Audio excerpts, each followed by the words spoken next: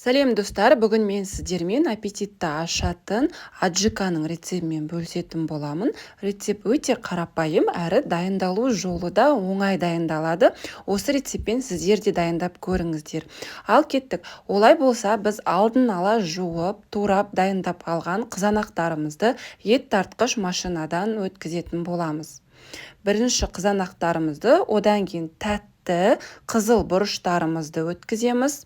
Аджикаға керекті барлық көкөністерді алдын ала жуып, турап дайындап аласыздар.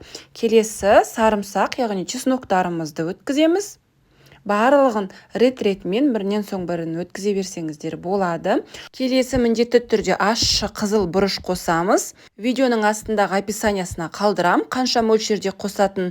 Егер ащыны қатты жақсы көрмесеңіздер, қызыл бұрыштың жартысын, яғни мен 10 штук қоссам, сіздер бір 5-6 штуктап қоссаңыздар болады. Келесі тұз, сұйық май, қантты қосып араластырып алып, баяу отта 20-25 минут қайнатып аламыз.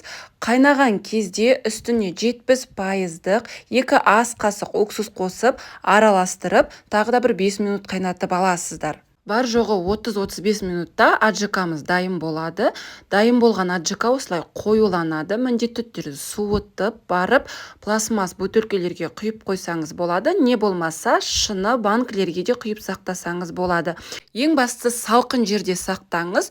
Мен аджикаларды тоңазытқышта, не болмаса мұздатқышта сақтаймын. Өте керемет сақталады. Рецебім ұнап жатса, сіз де жасап көріңіз.